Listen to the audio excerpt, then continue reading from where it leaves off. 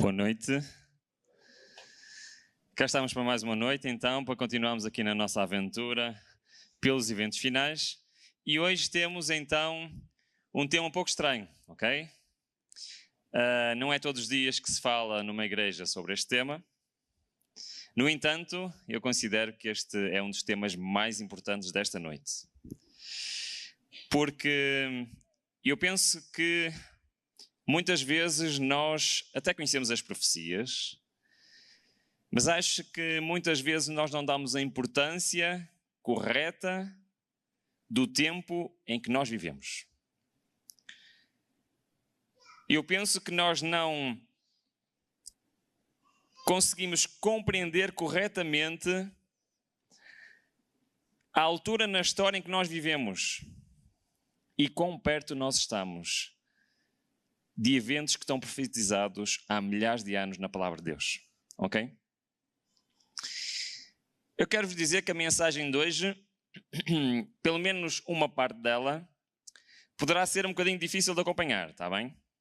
Não sei o que é que acharam de ontem. Se ontem eu falei um bocadinho para os contadores, não é? E para os economistas. Hoje vou falar um bocadinho para os informáticos e para os programadores, está bem? Mas eu vou tentar falar de uma maneira acessível a toda a gente. Pode ser? Mas se houver algum pormenor que não entendam, pelo menos sigam o fio condutor para juntos chegarmos a uma conclusão, que essa é que é importante, está bem? Portanto, mais importante que o caminho que vamos percorrer ao longo destes próximos minutos é chegarmos ao fim e percebermos a importância que este tema tem para os dias de hoje. Pode ser? Sim? Ok. Nós já vimos muitas coisas, embora vamos para a mensagem 4. Nas 3 mensagens anteriores nós já vimos muita coisa. Já foi bastante informação, certo?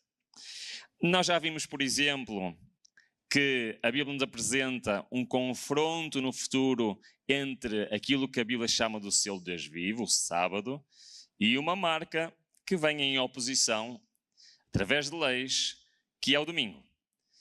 Nós vimos também que no passado isto já aconteceu. Lembram-se? Ou seja, quando vos disserem que a lei dominical é uma doutrina estranha dos adventistas do sétimo dia, a primeira coisa que nós devemos dizer é: isto já aconteceu. Não é nada novo. É apenas repetir aquilo que aconteceu no passado. E nem precisamos de justificar pela Bíblia, nem pelo Espírito de Profecia. Basta abrirmos os livros de história para mostrar que isto já aconteceu. Eu tenho uma tristeza grande de que as pessoas não conheçam a história. Porque eu acredito que se a maior parte dos cristãos conhecessem a história da igreja primitiva, a história do que aconteceu quando a igreja primitiva se juntou à igreja de Roma, conhecessem exatamente quais são as doutrinas que foram adulteradas, e eu tenho a certeza absoluta que muitos mais cristãos aceitariam os princípios da palavra de Deus e a sua lei. Por isso é que eu considero fundamental nós conhecermos a história. E nós vimos que no passado houve então estas 5 fases. Vimos que, ao contrário no passado, que os poderes eram o poder religioso de Roma e o poder civil da Europa, no futuro teremos na mesma o poder religioso de Roma, mas o poder civil dos Estados Unidos. Nós vimos então que a primeira lei dominical será o descanso ao dia domingo, o mundo parará um dia por semana, mas que isto não interferirá em quem quiser continuar a guardar a lei de Deus. Vimos, e eu vou fazer todos os dias esta pergunta, está bem? Que é para não esquecer. Vimos que vão ser usados 2 argumentos para esta lei. Quais são? Yes, muito bem. Argumentos morais, argumentos científicos. Vimos também que estes argumentos já estão a ser o quê? propagados em todo o mundo pela comunicação social, pela mídia, certo? E isto é um cumprimento de uma profecia de Apocalipse 16, semelhantes às...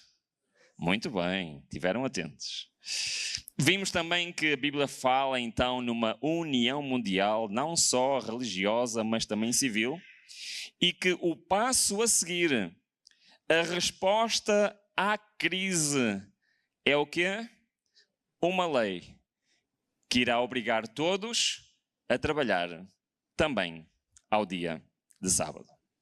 Certo? Foi isso que nós vimos? E vimos também qual é o argumento que vai levar a esta lei. Lembram-se?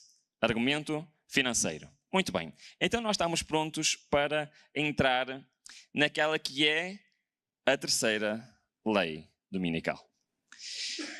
Quando nós chegamos ao fim, e eu tenho a certeza que muitas vezes nunca pensaram que são 5 leis.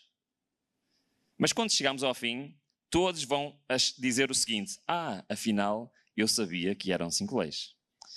A terceira lei encontra-se em Apocalipse, no capítulo 13, e todas estão no capítulo 13, precisamente no versículo 17.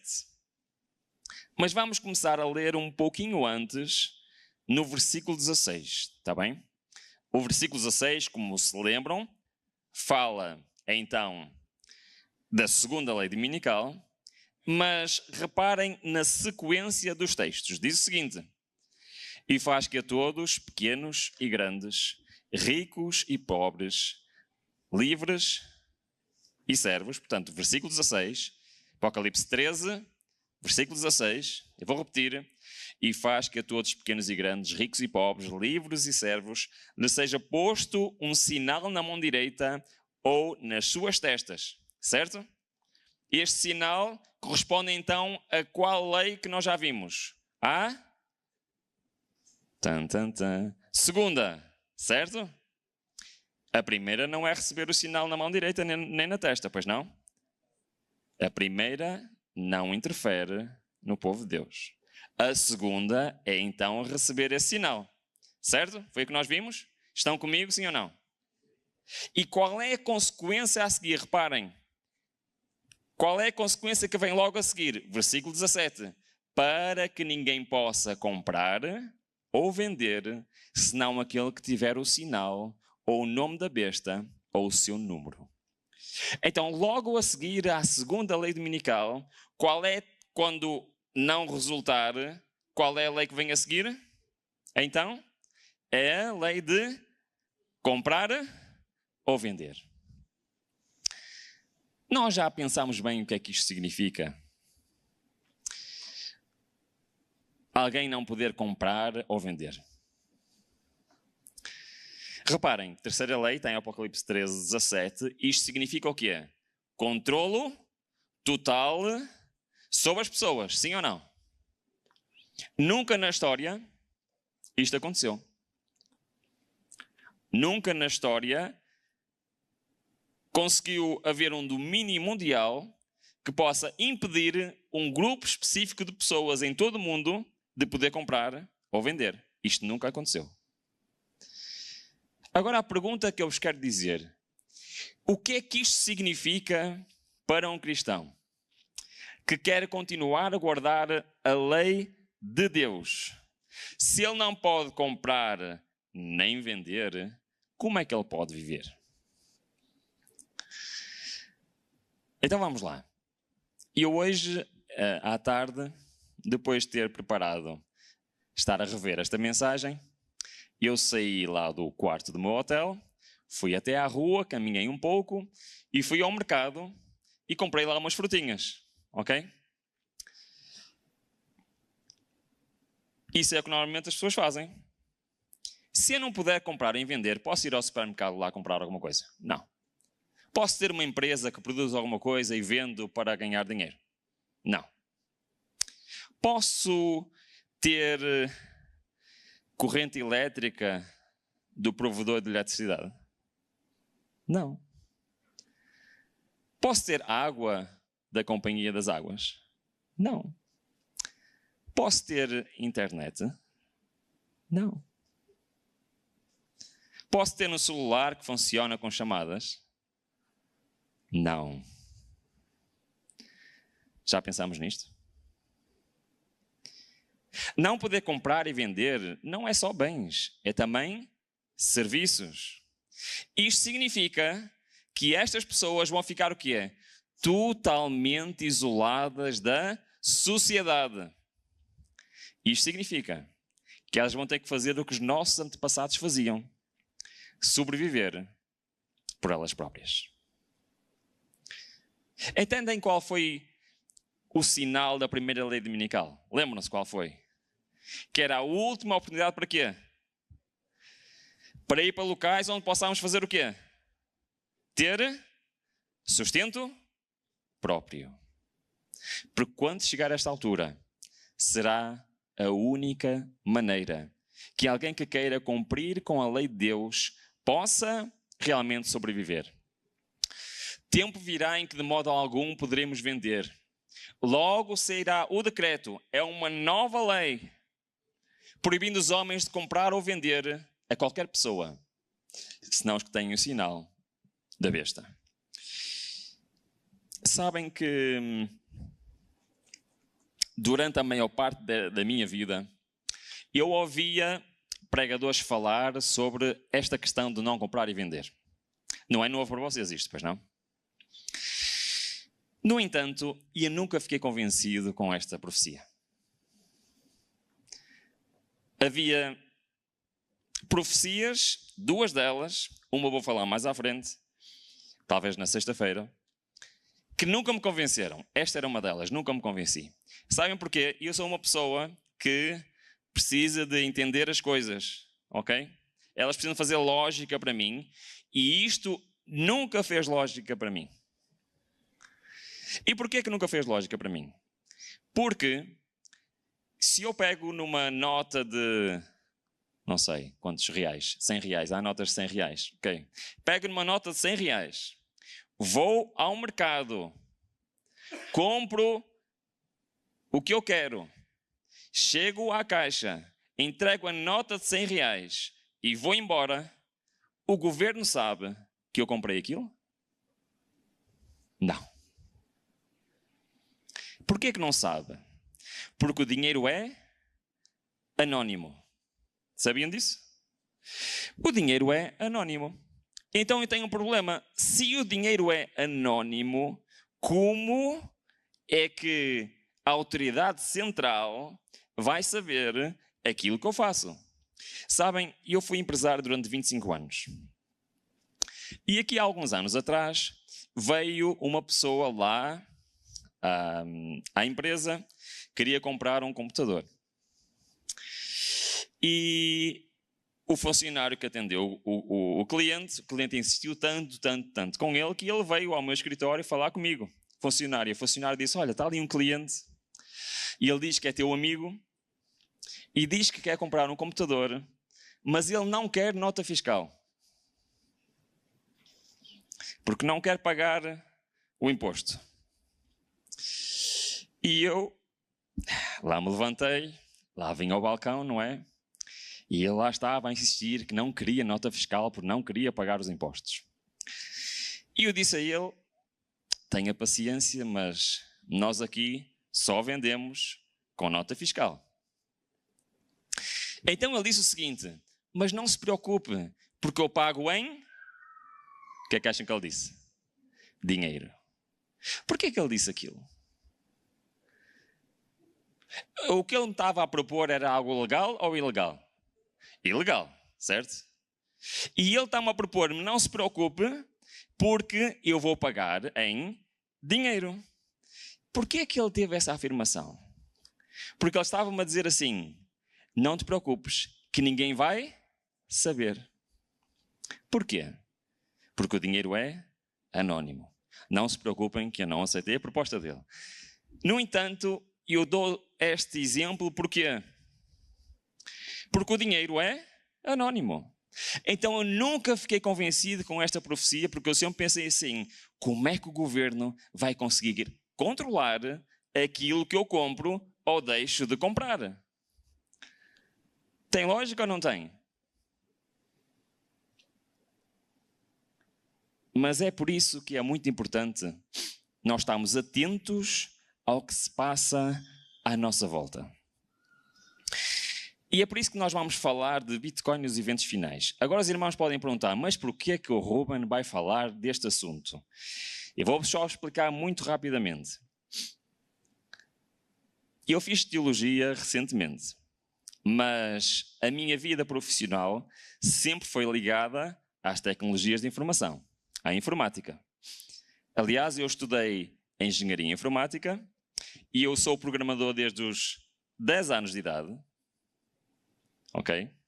Eu passei a maior parte da minha infância e da minha juventude a programar, que era a minha paixão, não é? Então, este background de programador e também o facto de eu ter tido várias classes de economia fez com que eu sempre me interessei pelo sistema financeiro. Notou-se ontem, não se notou? Porque eu sou investidor desde os meus 19 anos. Já lá vão alguns anos, não é? Já lá vão 26 anos. Bom, mas foi isso que me permitiu chegar agora, tenho 45 anos e posso me dedicar 100% ao ministério. Ok? Porque desde os 19 anos, todo o dinheiro extra que eu ganhei até hoje foi investido.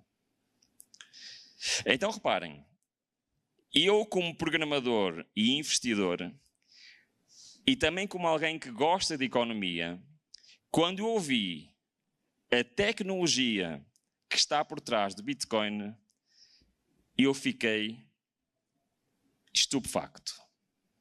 Porquê? Já vos vou explicar porquê. Porque a tecnologia que está por trás do Bitcoin, quando eu estudei engenharia informática, os professores diziam que era impossível de ser feito. É uma tecnologia tão inovadora que rompeu com tudo o que se achava que era possível fazer a nível de programação. E eu não vou estar aqui a dar uma aula de programação, como é óbvio, mas eu vou-vos dizer porque é que isto é uma revolução tão grande. Com certeza já ouviram falar da palavra Bitcoin, certo? E já ouviram dizer que é descentralizado, que é seguro, que é mais ou menos anónimo, que terá uma escassez e oferta limitada, que é divisível em partes infinitas, permite transações globais rápidas, com baixas taxas, com acesso aberto, com transparência e independência financeira. Bom, isto foi eu que perguntei ao chat quais são as vantagens de Bitcoin, ao chat GPT, ok? Isto é a lista que ele me deu. Já ouviram falar destas coisas? Não é novidade, certo? Muito bem. Mas vamos definir exatamente o que é Bitcoin. Bitcoin é uma criptomoeda descentralizada de código aberto para transações financeiras ponto a ponto sem intermediários. É algo que permite enviar entre duas pessoas sem ter necessidade de um banco ou qualquer outro intermediário. Ok? Até aqui. Está bom? Sim? Muito bem. Bitcoin é considerada a primeira moeda digital mundial descentralizada, constituída em um sistema económico alternativo e responsável pelo ressurgimento do sistema bancário livre. As transações financeiras sem intermediários são verificadas por todos os usuários ou nós da rede, sendo gravadas em um tipo de banco de dados distribuído chamado de blockchain. Ok. Primeira pergunta. Está aqui alguém que já ouviu falar na palavra blockchain? Sim? Ok, alguns. Muito bem. Os que não ouviram falar, blockchain é a tecnologia que faz o Bitcoin funcionar. Perceberam? Mas ela não serve só para o Bitcoin. Ela serve para muitas outras coisas. Até aqui, estamos juntos? Sim? Certo? Ok, vamos avançar. Para tentar vos explicar o que é isto, eu vou dar um exemplo. Está bem? Quando eu nasci, lembram-se quando eu nasci, que não havia o quê? Não havia celulares, não havia internet, não havia computadores pessoais. Quando alguém ia a uma empresa e era preciso consultar a conta do cliente, o que é que se tinha que fazer? Lembram-se disto? Havia lá um arquivo grande com as iniciais e chegava lá o cliente chamado Ruben Fernandes, não é? E eles tinham que ir à gaveta com a letra R, tinham de abrir, procurar, tirar a minha ficha e ver a minha conta de cliente. Lembram-se disso? Era assim ou não era, os mais velhos? Era assim, era. Porquê? Porque ainda não haviam? Vamos lá então. Computadores, claro. Então era analógico, eram folhas de papel escritas à mão e ali estava o ficheiro com a base de dados. Diz-se base de dados aqui no Brasil? Sim. Ok, base de dados. No entanto, inventaram computadores. E a minha pergunta para vocês é: onde está agora as bases de dados das empresas, por exemplo? Onde é que elas estão? Já não estão lá num armário de ficheiros de papel, pois não? Estão num servidor, algures, conectado à internet. Isto permite coisas fantásticas. Permite um vendedor, por exemplo, estar na rua e conseguir emitir uma fatura, consultar a conta do cliente, permite ao cliente no seu celular fazer uma encomenda que é processada automaticamente no computador. Certo? É uma inovação interessante, sim ou não? Ok. No entanto, existe um grave problema com este tipo de base de dados. Sabem qual é? Ela é vulnerável. O que é que acontece se algum funcionário mal intencionado lá na empresa onde está o servidor for lá diretamente à base de dados e mexer lá nos numerozinhos da base de dados? O que é que acontece? Problemas, não é? Ou então, se existe uma catástrofe e é destruído aquele servidor e perde-se a informação. É um problema, não é? Então, os programadores sonhavam com uma coisa que era impossível: ter uma base de dados distribuída. O que é isso? É uma base de dados que não está num sítio específico, mas está distribuída por muitos locais que participam na rede, e assim, se algum deles for comprometido, não se perde nada. Porque a informação está nos outros sítios todos. Acham que é uma boa ideia? Sim ou não? Sim? Ok. Só que havia um problema. A teoria dizia que era impossível garantir que todos os pontos teriam exatamente a mesma informação. Tá? Perceberam qual era o problema? Porque se chegasse a informação a um, não conseguíamos garantir que a mesma informação chegava a todos ao mesmo tempo e que todos estavam iguais. Esse era o grande problema.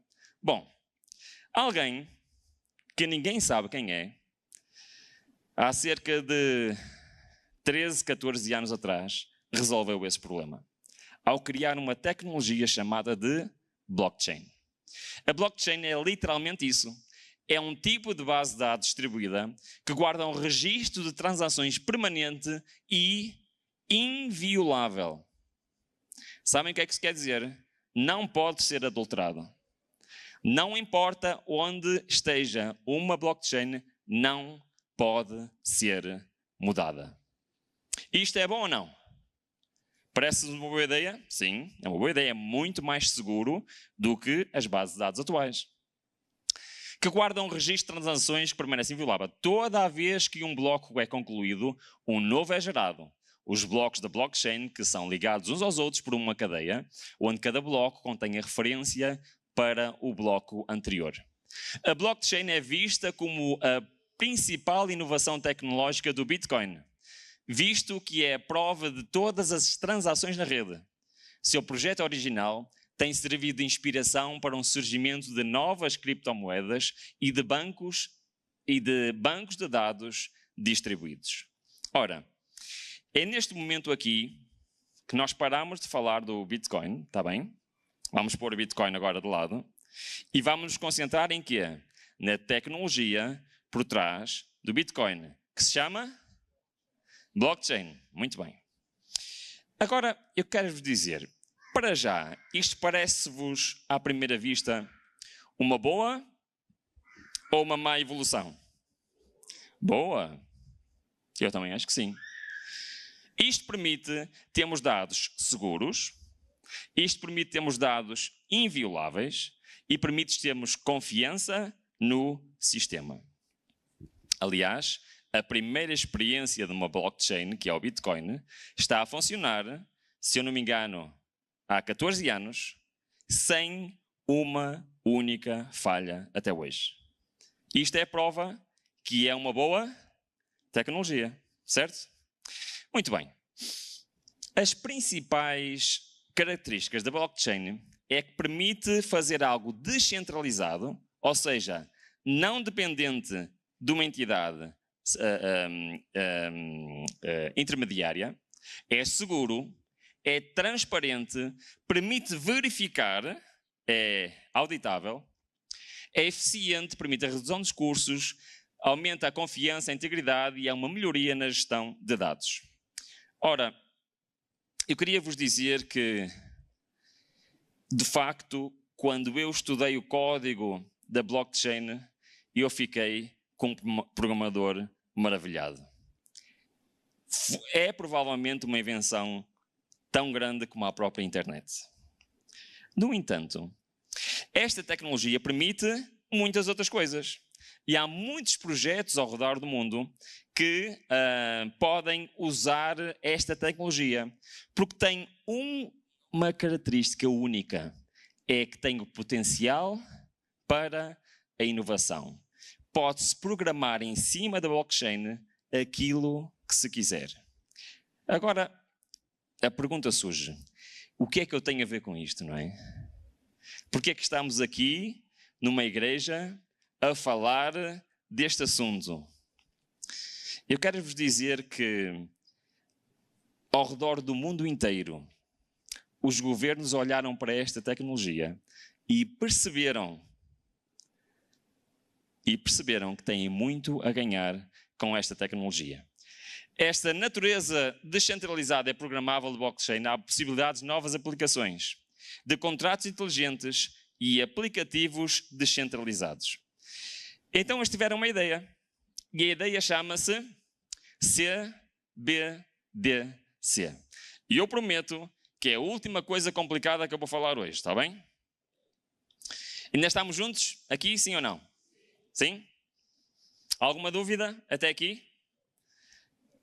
É uma boa tecnologia, permite muitas coisas, mas também permite a criação de uma CBDC. E agora vem a pergunta, o que é uma CBDC? Uma CBDC é uma moeda digital no Banco Central. É a forma digital ou eletrónica da moeda fiduciária estabelecida como dinheiro através da regulação de um governo, lei ou autoridade monetária. O atual conceito desta moeda foi diretamente inspirado, por quê? Pelo Bitcoin. Mas, ao contrário do Bitcoin, que é descentralizado, uma CBDC é o quê? Controlada. Centralizado. Por quem? Pelo banco? Ora, a pergunta é, qual é a vantagem para um banco central de um país ter uma moeda digital na plataforma blockchain quando já se tem moedas digitais, certo? O dinheiro já é digital ou não? É um número numa conta, num servidor, ou não é? Sim. Mas isto abre uma nova possibilidade que não existe com o dinheiro que temos hoje. Qual é esta nova possibilidade? Lembram-se que a blockchain é o quê? Segura e imutável. Agora imaginem dinheiro que é seguro e imutável. Isto permite o quê? Vamos pôr a hipótese de que o real deixa de existir e só há o real digital na blockchain. Vamos imaginar este cenário? Sim? O que é que na prática muda? É impossível roubar dinheiro. Impossível. Não dá. É impossível fugir aos impostos. É impossível a autoridade central não saber onde está cada real em cada preciso momento. Perceberam? E o que é que acham? Acham que é bom termos uma moeda que é 100% segura, impossível de ser roubada, impossível de ser usada indevidamente, impossível de ser apropriada e ainda por cima faz com que os impostos se paguem automaticamente, sendo impossível fugir aos impostos? Porque tudo pode ser programado nela? O que é que vocês acham? Boa ideia ou má ideia? Boa ideia, não é? E só temos que sacrificar uma coisinha tão pequenina. Sabem qual é? O dinheiro deixa de ser anónimo. Perceberam? É a única desvantagem. É o dinheiro deixa de ser anónimo. Ou seja, o Banco Central consegue saber onde está cada real, com quem, em cada momento. E isso é preciso para ele não poder ser indevidamente usado. Perceberam? Estamos juntos? Sim? Ok. Então estamos prontos para a fase final. A principal diferença entre as CBDCs e as moedas virtuais são a sua emissão. Criptomoedas que, no momento, não são emitidas nem controladas por um governo, são descentralizadas. Obviamente, as moedas digitais dos bancos centrais são centralizadas no Banco Central do país, como o nome sugere. Ora, quando eu preguei esta mensagem pela primeira vez, há cerca de 1 ano e meio, havia 2 países no mundo que já tinham aprovado a CBDC. Ok? Passou 1 ano e meio e hoje já temos 44 países que já aprovaram a sua CBDC. Uma delas chama-se Brasil. Brasil é dos países mais... A China e o Brasil são dos países mais avançados no mundo em moeda central de CBDC. Ok? Agora, vocês estão a perguntar, mas isso é bom, porque vamos ter dinheiro seguro, vamos ter realmente uma economia baseada num sistema financeiro completamente novo, não dependendo de terceiros e ainda por cima inviolável.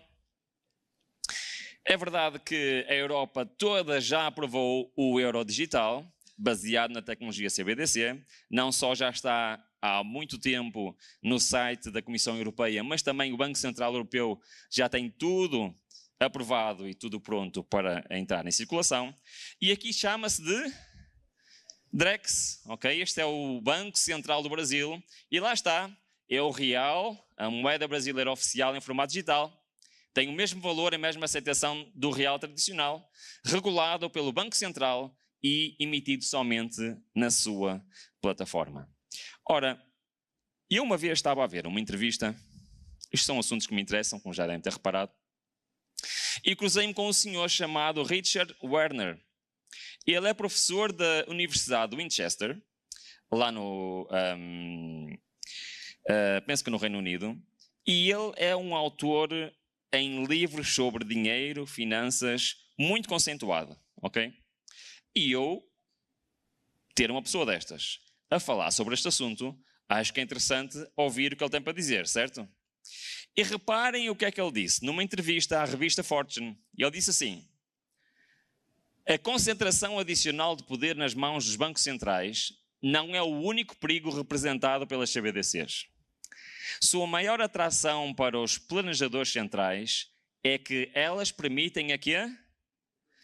Permitem serem programadas, criar regras de acordo com o que eles acharem. Perceberam? Sim? Em outras palavras, o controle sobre como um indivíduo é permitido usar a moeda. Perceberam? E podem estabelecer regras de como as pessoas podem usar a moeda. Por exemplo, o Ruben neste mês já gastou muitos pontos de carbono, por isso hoje não pode meter gasóleo no carro. Perceberam o que eu estou a dizer? Só estou a dar uma hipótese hipotética. O Ruben já viajou muito este mês, já gastou muitos créditos de carbono, por isso não vai poluir mais. Este mês não pode pôr mais combustível no carro. Isto chama-se o quê? Chama-se programar o dinheiro para funcionar de acordo com o quê? Com as regras do banco Estou sozinho. De Banco Central. Muito bem. As CBDCs não são uma solução para um problema, mas a mais recente meta na luta de décadas pelos planejadores centrais por poder máximo, ao custo desnecessário de crises, inflação, deslocamento económico e desemprego. O que ele está a dizer é que, se o dinheiro deixa de ser anónimo, o Banco Central pode controlar o que alguém faz com o seu dinheiro. Faz sentido? Este homem aqui não é um homem religioso. Não é um homem que conhece as profecias. Mas pela sua experiência no mercado financeiro, ele sabe que isto, por trás, tem outros objetivos. E este é um dos senhores, na mesma entrevista, este é um dos senhores responsáveis pela implementação disto. Augustin Carstens é o diretor-geral do Banco de... como é que se diz em português? International Settlements.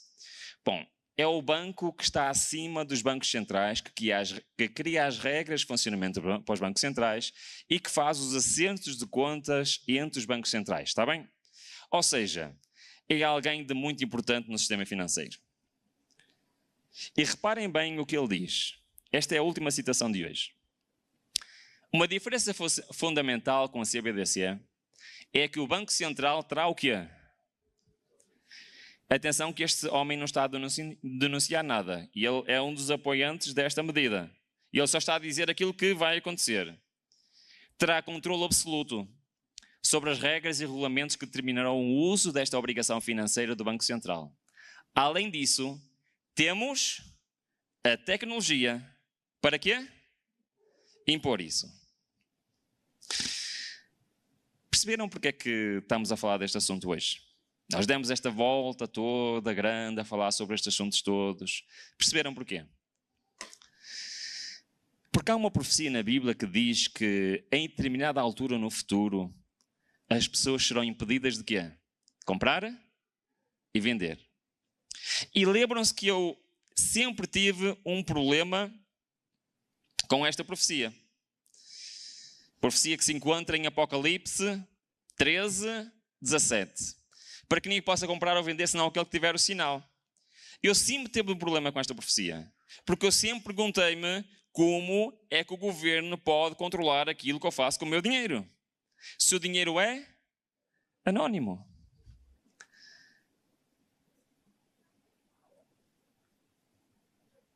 Eu quero vos dizer uma coisa que para mim é muito importante.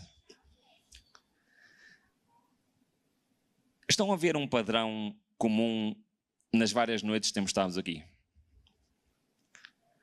Há um padrão comum. Qual é?